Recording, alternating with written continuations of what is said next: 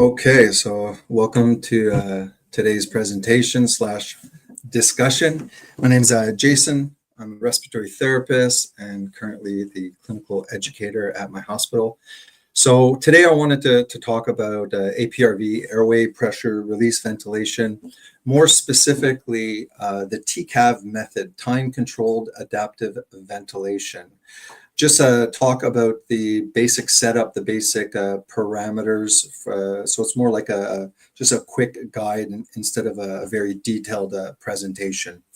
So for APRV, traditionally, the parameters that we have is a pressure high parameter. Then after we have a time high parameter, and then we have a pressure low, as well as a time low parameter to set. So the pressure levels, the PHIGH and the PLOW, are basically CPAP levels.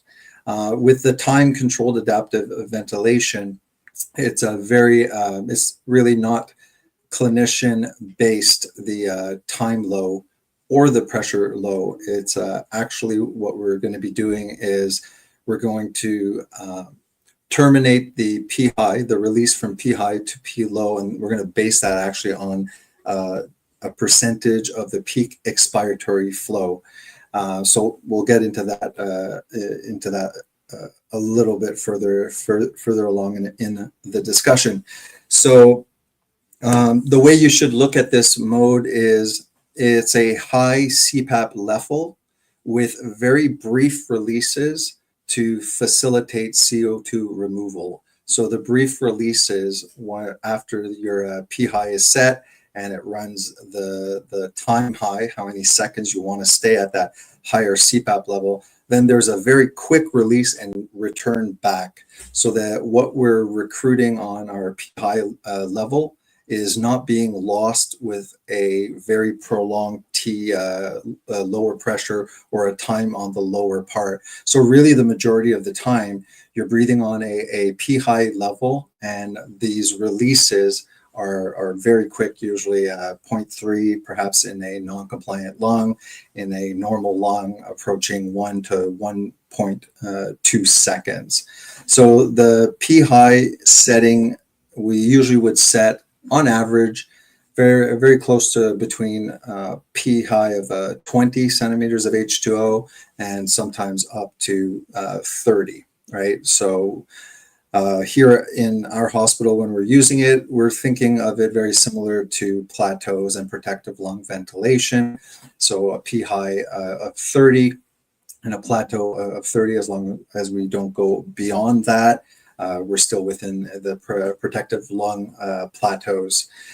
Also, we do look at the difference between the PHIGH and the PLOW, so that pressure gradient is kind of like a release phase drive pressure, which very often actually is below 15. So that's the next thing that we're going to look at. So always think of it as a CPAP with brief releases, where those releases are brief enough to help facilitate CO2 removal, but not long enough for those alveoli that you just recruited to start collapsing. So I'm just going to share my screen.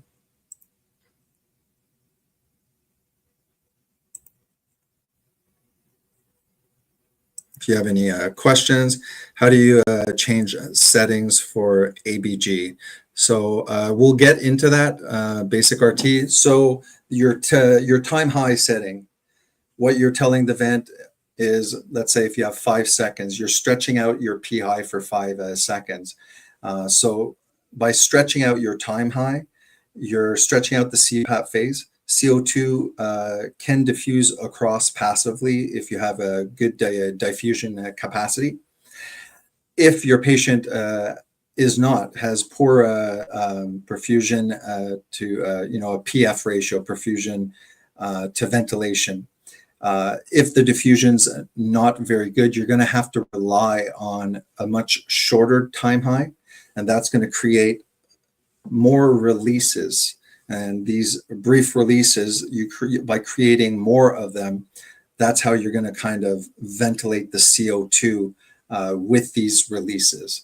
But if they're diffusing well and they are recruiting more and more collapsed alveoli and your diffusion capacity is getting better, what you're going to notice is you're going to be able to get relatively, pretty normal blood gases with a minute ventilation that's a lot lower, because you don't have to move the chest for CO2 to accumulate in the alveoli. So it's accumulating way more than an inspiratory time of 0.7, 0.8 seconds in conventional. If you're extending it seconds more, and that diffusion still occurring if there's potential there. So when you do get the brief release and pop back up to your PHIGH setting, it's going to be more potent. Basically, it's a higher CO2 level. So sometimes you're going to have a way lower minute ventilation when things are going great, a way low minute ventilation, and really good blood gases. But if the diffusion capacity isn't that great, or you're not recruiting, then after you're going to have to rely on THIGHs that are a lot lower. I'm just going to stop the share screen here.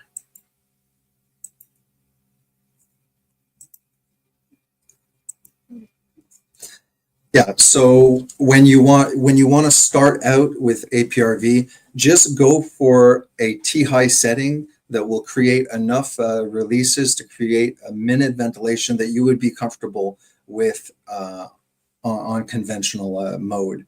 So you set a PHIGH between 20 and 30. If you're already in a conventional mode, probably a good place to start is where your plateau was in your conventional mode, and then transition. And then after, you're going to look at the volumes during the release. And if those volumes are not big enough and the patient's not breathing, then you're going to have to increase your PHIGH setting. With the time-controlled adaptive ventilation, I'm going to pop up a few of the slides. We won't go through all of them. I'm trying to shorten the presentation and maybe do a longer, more detailed presentation with the rest of the slides.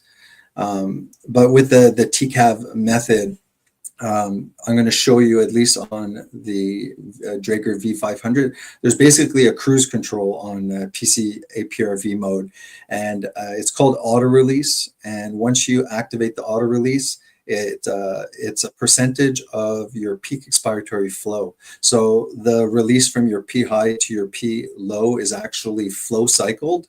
It's not directly set. We don't directly set a time low or a PLOW for this type of ventilation, time-controlled adaptive ventilation. I don't know if other ventilators have this auto release cruise control, but at least on the V500, what we do is we terminate the release from PHIGH to PLOW when that peak expiratory flow descends to 75% of whatever it was.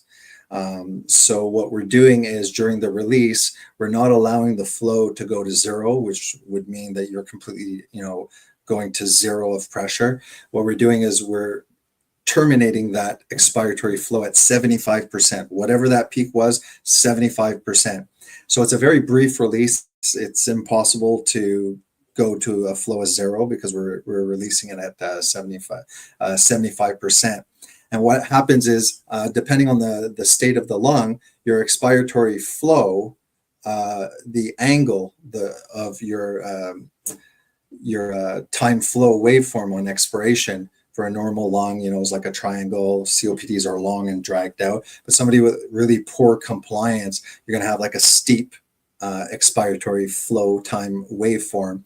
So that means that if it went like this, and now your compliance is horrible for some reason, they got fluid or they went to pulmonary edema, your compliance is altered, it's going to alter your expiratory flow time waveform. It's going to make it more narrow. That means that the 75% of the previous peak expiratory flow is changed. So it will actually, as the lung worsens, it'll automatically, based on a percentage of the peak expiratory flow, shorten your your TLOW and increase your PLOW. So that's why they're calling it time-controlled adaptive ventilation, because it's really adapted to the patient's own lung mechanics that can be seen on your flow time, expiratory flow time waveform.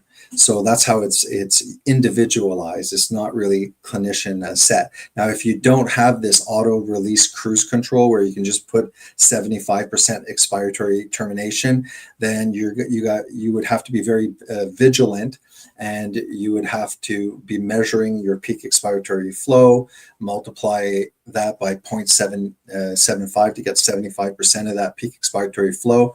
You look at the timestamp initially at the peak expiratory flow, you do the 75%, you look at where that lands, and that timestamp difference would be your TLOW setting. So you would set it. So with time-controlled adaptive ventilation, you're actually setting the parameter itself, your PLOW, at 0. You're setting it at 0 because that release, that passive release that is very brief, you don't want it going through a PEEP valve, because the PEEP valve narrows the expiratory diameter, right? So that's how it creates more back pressure and PEEP. So you want that release to be to ambient air as quick as possible.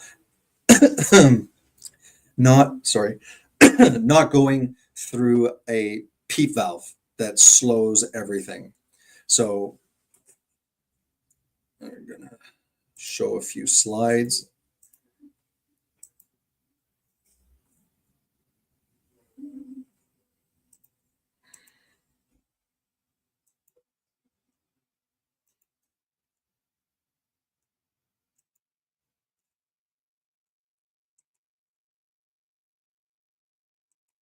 Right.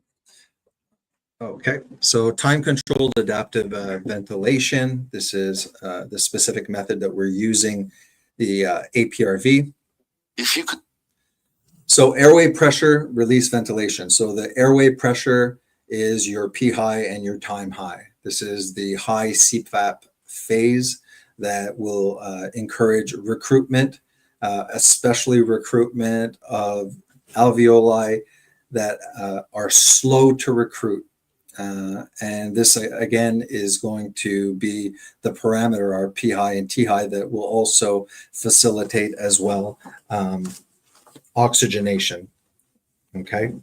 The brief releases, that is going to be 75% of the peak expiratory flow. That's how you're going to set your TLOW. So the expiratory phase, this release ventilation, is what will be the vent support to facilitate CO2 removal.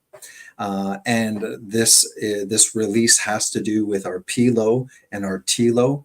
The TLOW, like I said, will not be set. The TLOW is determined by a percentage of the peak expiratory flow. And because our PLOW is set at 0, so that we have the quickest emptying of the lung, not going through any resistance, the PLOW is actually a measured variable. So the PLOW, what you would do is put an expiratory pause, an expiratory hold, and it's going to be measured exactly like an auto PEEP is measured on your ventilator. All right, so again, repeating myself, continuous positive airway pressure with brief releases to a lower pressure level to facilitate CO2 removal. It's brief enough. That's where this 75% was determined on pig lung models. And, if they allowed this release to expire to, let's say, 25% of peak expiratory flow, there was a lot of de-recruitment. If you did 50, it was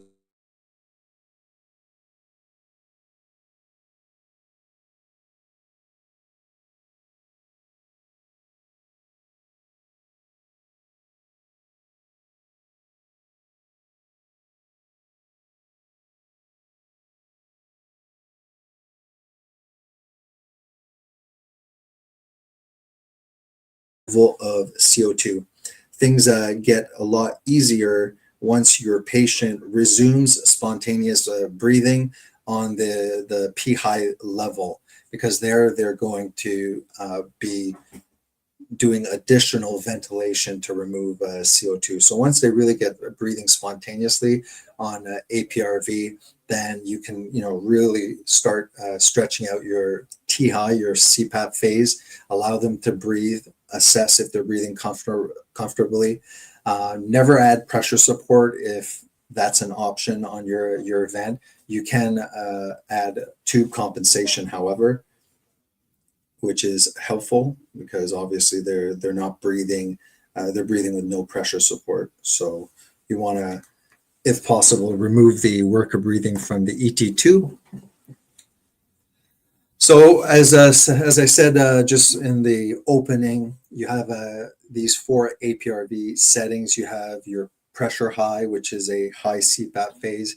You have your time high, so that's the time that's spent on your PHIGH, aka CPAP phase.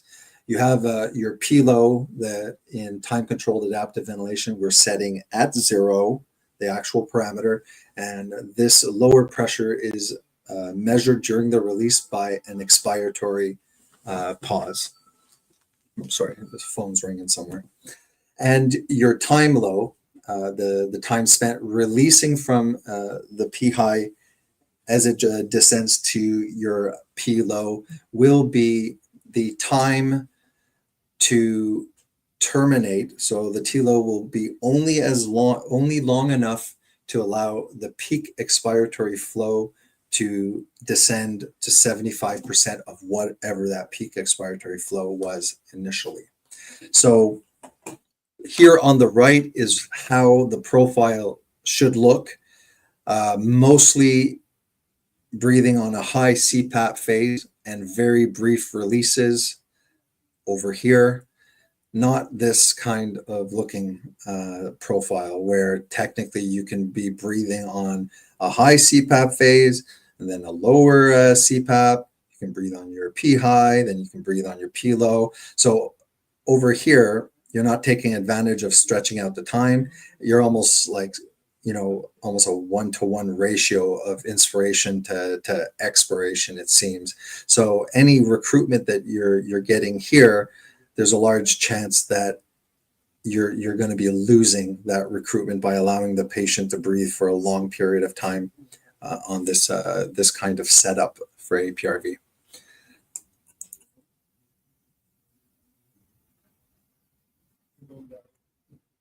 Just want to get a pointer. Okay, so your PHIGH setting, very often when you're starting out on APRV early, you're going to have 20 to 30 is usually in the weaning phase, where as volumes get better and better, compliance gets better with less and less pressure, you're getting adequate tidal volumes. Yes, it's an indication to start weaning and reducing your PHIGH setting. When you get to around a PHIGH of 16, maybe 18 to 16, more 16 though. By 16 and stretched out time high of 8-10 seconds, patients breathing very comfortably on that, then it's really easy to you can extubate on a CPAP of 16, or if you want to, like here, usually we do 6 and 6. We start thinking once they're on pressure support of 6, PEEP of 6, we start thinking of extubating. So and that's what we do in our ICU. Most of the time, they want to get them back on pressure support to see how they're breathing. They're just more used to assessing patients on pressure support, so there's no problem with that. But I do suggest not to be on APRV with PHIGHs of 23, 24, and then transitioning to conventional mode, because it's going to be quite a big wean from one mode to the other in mean pressure, because really what's inflating the lung here is our mean pressure. So here, this phase here, after you set your PHIGH, that says how much the mean pressure you want to set, really, or the high CPAP phase, then you have to determine how long do I want to set this CPAP phase, and that's called the THIGH.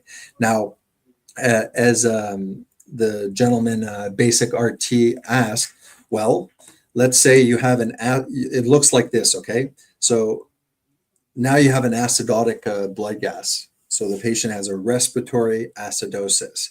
So what you're going to have to do is you're going to have to tone back your THIGH setting, and you're going to have to shorten it, and that will automatically create more releases, which is equivalent to the ventilator in APRV, mandatory rest rate in a way, a mandatory release. So you're just going to tone it back. But so a THIGH, you might start only with a THIGH of 2.5 seconds, maybe even 2 in a patient that is in respiratory acidosis at the start, if for some reason the doctor wanted to put the patient right away on APRV. Notice here that there is air trapping. You can see that here it's descending. Don't forget, this looks like it's descending quite low, RP low, but that you need to actually do an expiratory pause to measure our air trapping that we're creating on purpose. But we know even without the expiratory pause that it does not go down to zero. We see it gets abruptly cut off, and we're already back up here on the pressure high setting. So the TLOW is this short phase here. And like I just meant, your PLOW is not what you're seeing over here in your pressure time waveform. It's what you'll see when you do an expiratory pause. All right. So here's an example of somebody. They have a PHIGH set at 18, so they're almost fully weaned. You have a stretched out PHIGH that is stretched out for 10 seconds. You see the PLOW here is set at 0. And you can see the patient is breathing comfortably on the PHIGH setting. There's 6 releases, and the patient is breathing a total of 20 respiratory rates. You can tell the flow time waveforms are nice. They're not little superficial bumps because the patient's taking rapid, shallow breaths. You can tell that that's not the case even just with the flow time waveform. They're rounded, they're not steep mountains, so the patient is breathing comfortably. You have here the time low that is being shown breath per breath. If you notice over here, because our auto release is activated and the expiratory termination, meaning from your PHIGH to your measured PLOW, is set at 75. That's what's going to be creating the air trapping. You can see the air trapping specifically over here. Notice it makes a box and it goes right back up. So you notice it doesn't reach 0, your expiratory flow time waveform. What else? When you activate the cruise control, your expiratory termination, it's going to give you a TLOW max, which just keep that very high. We want the ventilator to be doing the 75% of peak expiratory flow breath per breath. We don't want it limited. So if for some reason you make a mistake and you set, let's say, it at 0.4, and then you have this activated, but let's say the 75% is actually 0.7, your TLOW is 0.69, for example, okay? So if I was silly and I put a TLOW max here at 0.4, what I'm saying is, yeah, do the calculation, but if it's anything more than 0.4, don't, like, I'm just giving you the maximum of 0.4. So you don't want to get in the way of the expiratory termination over here. The slope. So I use the slope anywhere from 0 to 0.2. And the slope has to do with the ramp up from your PLOW back up to your PHIGH. So there is something called the viscoelastic properties of the lung. meaning when we have a force applied, okay, we'll see, you know, the vent will go, let's say, to 18 right away here. It's like you see 18 of pressure, but after that 18 of pressure is applied, that force, the lung starts inflating slowly after it. And then during the release, it's not like the lung just goes exactly where we see the pressure waveform. It actually, as the pressure is released, then it slowly starts deflating. And before you know it, we're back up. So the lung itself, the inflation and deflation of the lung is always kind of following behind the pressures that are being applied or released on the vent. That's called viscoelastic properties of the lung. So initially, what the slope does is if you add, let's say, a slope of 0.2, it's a little bit slower getting up to your PHIGH, the ramp. It's now you have a ramp, and it allows for a little bit more emptying during the release because it's not popping up as fast. So you're creating maybe a little bit more of a gradient with a slope compared to no slope. And that slight increase in gradient will allow larger release tidal volumes. So when we first started using it, we had slopes of 0. And when we started setting the 75%, the volumes were really small. So like you'd have to go through a period of permissive hypercapnia. And a colleague of mine just happened to be playing with the slope and noticed like a significant, sometimes very significant, like 200 mLs difference. And so we knew that playing with that could help us with the volumes, the minute ventilation, but it took a while for us to figure out why, like what's happening with the slope, why is it affecting? And then we finally figured out that it's not releasing and popping up as fast. It's releasing, taking a slower time to get to that peak PHIGH, and that allows a little bit more of a gradient during the release, and that's what was adding to that tidal volume. So early on, I would use 0.20, and then after, as recruitment is happening on the same PHIGH, you come from one round to another, and the volumes during the releases are getting bigger and bigger. That's telling you that you're recruiting. So that's very good. There is research showing that during the release from a PHIGH to your PLOW, that 12 mLs per kilogram is showing evidence that it's not injurious. So don't forget, though, that it's not like we are at a PEEP and then pushing very rapidly with an inspiratory time of 0.8 seconds, like rapidly expanding 12 cc's per kilogram. What we're doing is we're applying a PHIGH, a CPAP phase that recruits way more. It's an open lung approach. So recruits these alveoli that are slow to open up. And what you're doing is you're gaining functional residual capacity over time. You have a larger surface area of alveoli that are doing their job, and therefore, because of that full recruitment, the releases, the passive release, it usually hits around 12.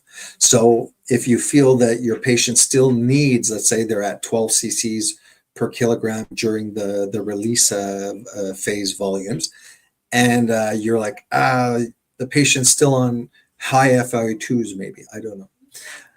You have two choices. You can wean your PHIGH because you're at 12 cc's per kilogram. So let's see if we can still, maintain this recruitment with a lower pressure. So it is a sign that you could you could reduce your PHIGH. Or if you think, no, that patient really still needs that PHIGH, you can, and the blood gases are good, then you can actually just reduce your slope and make the release pop back up. And to be honest, like that's a win-win.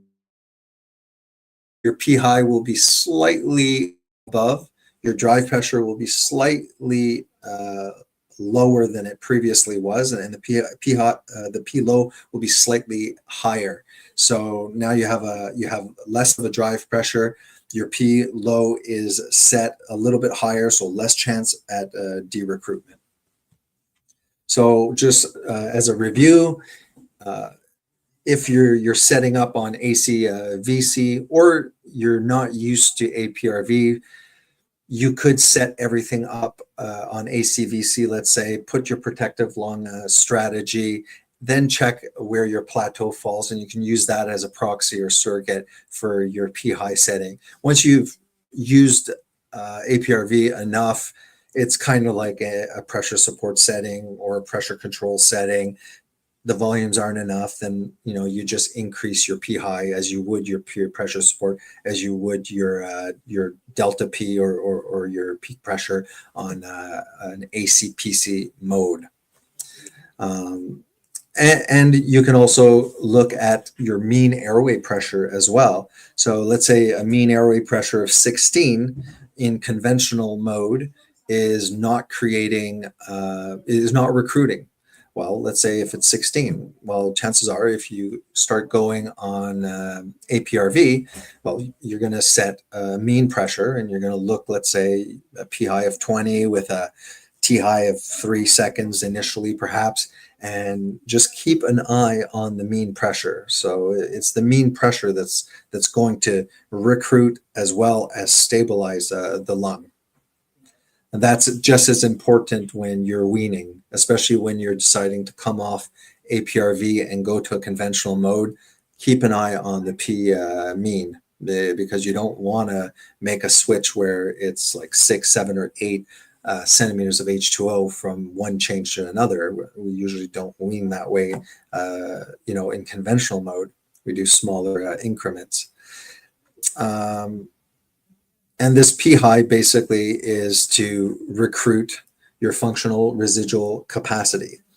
The functional residual capacity has to do a lot with the stress and the strain. So the stress is the vent power being applied, and the strain is the amount is basically the change in the shape of the alveoli, which is volumetric, the change in volume. So think of it this way: if you have half of your FRC is recruited, and you have, let's say, 6 mLs per kilogram of ideal body weight, well, if you have 6 mLs per kilogram, but half of your alveoli didn't show up to work for that day, that means, if you think of it, the alveoli are dealing with more than 6 mLs per kilogram. And then within those that are taking part in the volume load, some have different time constants, so some can have even more than 12. The most compliant ones will tend to get over distended. Now think that you've recruited optimally your FRC. Now the 6 mLs per kilogram is really 6 mLs per kilogram because the whole lung is recruited. So it's not only about low tidal volumes and plateaus below 30 and drive pressures under 15. It's the understanding how much of my lung is dealing with that drive pressure, how much of my lung is dealing with that 6 cc's per kilogram. So that's the way you should be looking at stress, and the stress being applied and the strain of the alveoli. So that's why we should be applying enough PHIGH to adequately recruit basically the FRC, while still allowing enough inspiratory capacity over here so that they can breathe spontaneously. You don't want to set your PHIGH where it's gone well, it's recruited perhaps the FRC, but now you have the patient, breathing superficially here with your PHIGH setting that's way too aggressive, where they can't even take breaths because they're already at total lung capacity. This is the benefit here of collateral ventilation. So obviously on inspiration, when we have, let's say, 1 second, it's such a brief inspiration that these communicating channel like the Lambert and the Martin channel and the Port of Cons, I think those are the three communicating channels between these alveolar networks. Through the pendulum effect, that occurs when, in a way, there's no more movement of gas flow. So we don't get this collateral ventilation that you would get with inspiratory pauses or in this case APRV. The more you're extending the time high with that PHIGH, the more collateral ventilation and the better the distribution over time will occur. Should I play this one? So that's 1 second.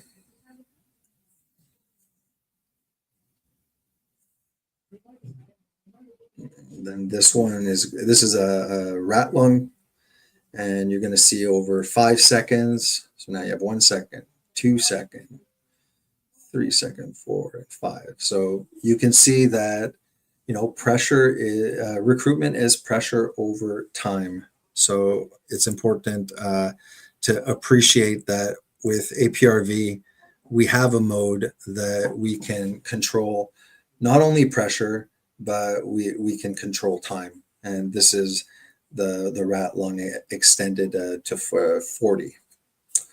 All right. This I will not show. I will not show.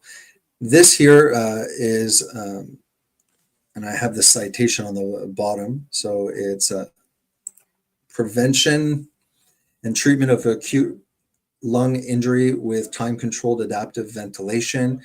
This is just to show in the pig model that they were achieving 12 mLs per kilogram on the release phases.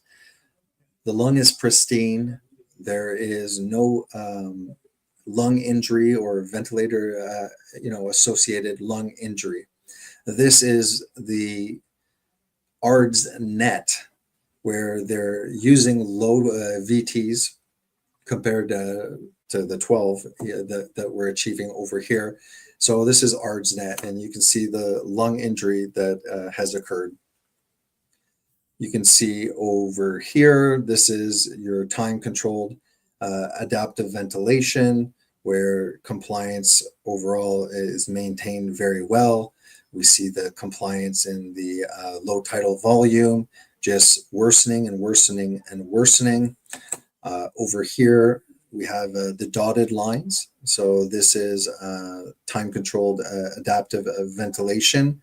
So this is the tidal volumes. Now notice the tidal volumes over here. They're hovering between 10 and 12.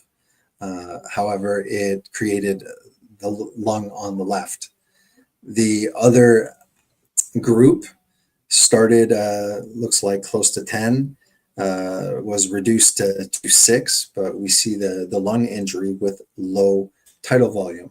Then we also have drive pressures that remained very safe, always under 15 here, while we see with the ARDS net and the low tidal volume group a worsening in drive pressures. And we know a lot of the literature is coming out that is saying that mortality, ventilator-induced mortality, one of the biggest variables to look at for that is drive pressure.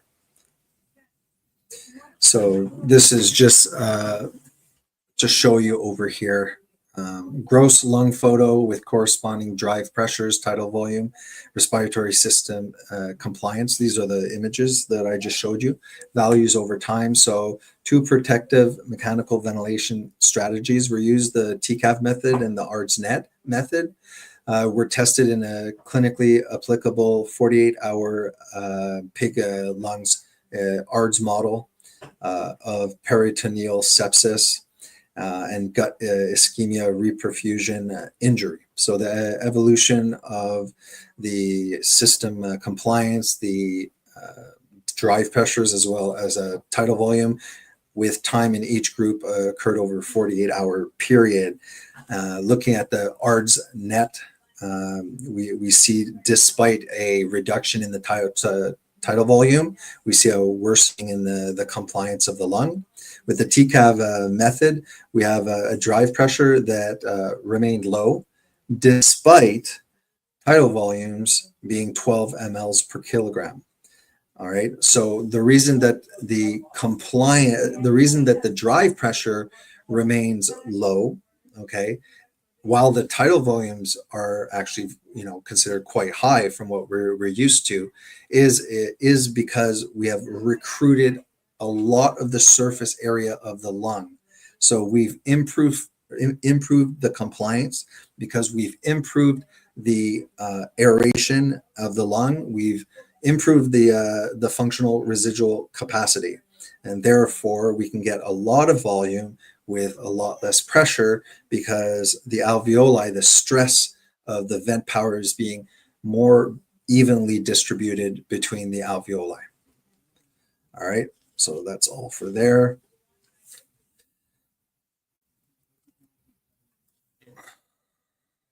Just a minute.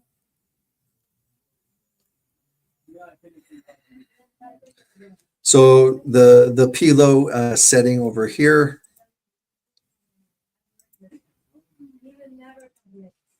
PLOW setting for your TCAV method is to put it at 0, but the correct setting of your TLOW will create an intrinsic PEEP, air trapping, which is your measured PLOW. So setting a PLOW while using the TCAV method and stopping the release at 75% of the peak expiratory flow, and then on top of it adding a PLOW to reduce the expiratory valve, it will cause lower tidal volumes, and you're going to have a little bit more issues with elevated CO2s. So over here is an example here where I do an expiratory pause. You can see how low it goes here, but when I do the expiratory pause freeze frame, the PLOW setting is actually 10.6. So we have a PHIGH that's 18. 10.6 is that 7.4 as a drive pressure between your PHIGH and your PLOW. Even though your PLOW is set at 0, and we can see here that the air trapping has occurred right here, it just goes straight up over here. So it's not being released to a flow of 0.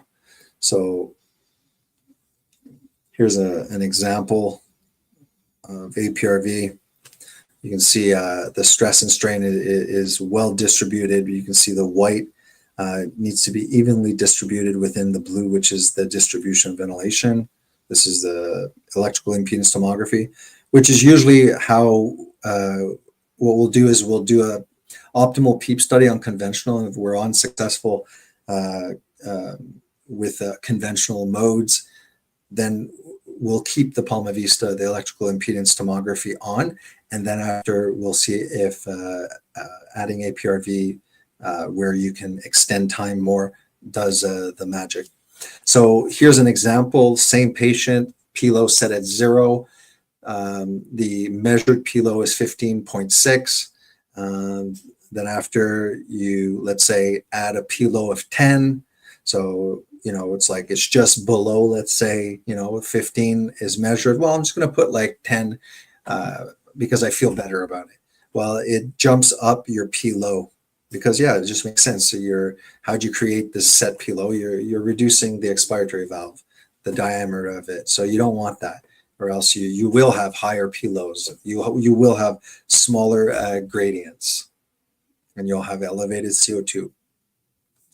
So this is really the viscoelastic properties of the lung, how the vent power is being applied here, then the lung starts slowly reacting to that pressure, and then after it's achieved, then there's a release of that pressure. It doesn't go immediately down. What's happening is the pressure's been released. Now the lung is slowly deflating, and before you know it, you're already back up, and now it's inflating again. And that's why I told you the slope. Adding a slope will allow a little bit further emptying, and that'll create more of a pressure gradient. The tidal volume will be a little bit better, and that sometimes helps early on in the usage of APRV. And then once you start recruiting and your volumes are getting bigger, you can reduce that slope, pop yourself back up faster, and that's how you can fine tune. So if you're more visual, this is what I'm trying to explain. This is your PLOW is set at 0. Let's say you have a release and it creates a peak expiratory flow of 100 liters per minute. You're setting the auto release at your expiratory termination at 75%. So that means that it's going to release and your peak expiratory flow goes to 75 liters per minute, and you're already back up. And this is what creates a very, very stable alveolar network between inspiration and expiration. If you don't have auto release, you want to use the TCAV method and put your PLOW at 0, then you have to just be very vigilant. You have to look at the timestamp here. Then you have to do 0.75 times your 100 liters per minute, which is 75. Then you're going to scroll to that. And the difference here is what the TLOW that you're going to set. That's how you're going to do the calculation to trap 75% of the peak expiratory flow. So again, TLOW is set to terminate at 75% of your peak expiratory flow. If you don't have the auto release, you will have to freeze the waveform. You're going to find the peak expiratory flow, look at the timestamp, multiply that peak expiratory flow by 75, look at that timestamp, do the math between the timestamp, and that would be your TLOW, okay?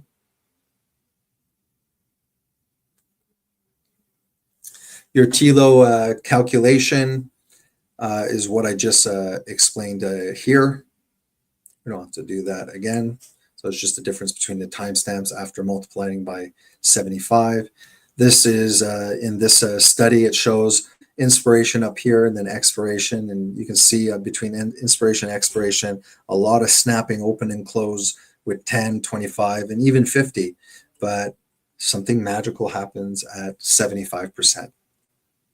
So that's the auto release option that we use. The PHIGH is the amount of time that we stay on that CPAP phase, that pressure high level.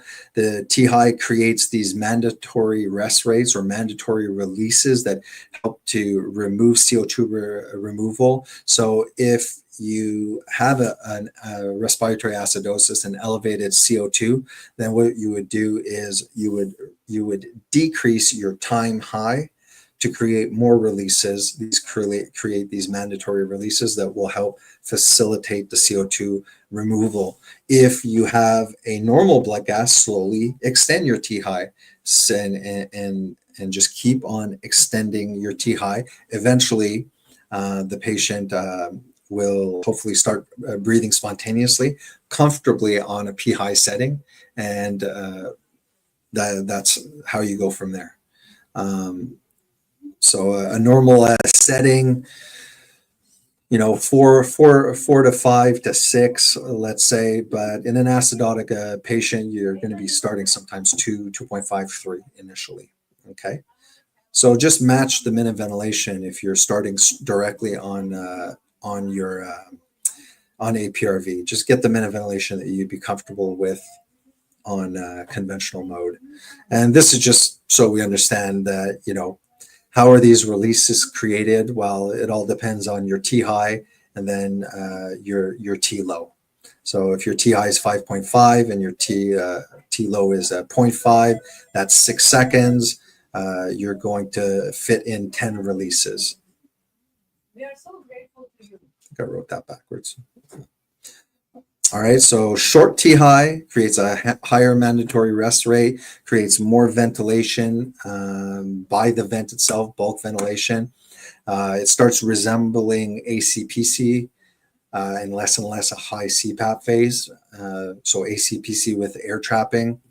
This might be necessary for apneic patients, but realize also the shorter your T-high, the less you're staying on your P-high. This does reduce mean airway pressure. And the longer your T-high is, the lower the mandatory rest rate. You're encouraging the patient to breathe on a CPAP level. The longer it is, even if there's no chest movement, there is diffusion potential that's occurring even while the chest is being held for 5 seconds at a time. That's why sometimes you'll have a patient not breathing above, and they have about a rest rate of 8 with normal blood gases, because the lung is a diffusion organ, so take advantage of the diffusion capacity. And this allows for a higher mean airway pressure. This is, for example, 1.5, a T-high of 1.5. You can easily get a very high minute ventilation there. We're using the weaning of APRV is very simple. Drop your PHIGH as volumes improve, right? As compliance improves, you're going to need less and less pressure to get these better volumes. So just like pressure support is weaned when volumes get too big and you're looking at the work of breathing of the patient, the same applies with weaning the PHIGH. And then after stretching out your time high, so you want to have lower and lower CPAP levels and longer spontaneous breathing on the CPAP phase, which is what we would call drop and stretch. Drop your PHIGH, stretch your T-high, prolonging the CPAP phase. You can extubate here in this presentation I wrote 10 to 12, but 15 is good enough. Here's an example of somebody with a PHIGH of 16, and you can see that they're breathing comfortably with the brown ones over here. So PHIGH is at 16 here, a T-high of 7, and you can see spontaneous breaths. This is a very early on video. I just noticed there's the tube comp is not activated on it. And that's the end of the presentation. Thank you very much for showing up. Hey, Craig, how are you, man? So I hope this presentation was helpful to you, and I look forward to doing more open panel discussions, perhaps, where people can come on here and we can chat together, share our experience, our opinions together. All right, thank you very much. See you around. Bye-bye.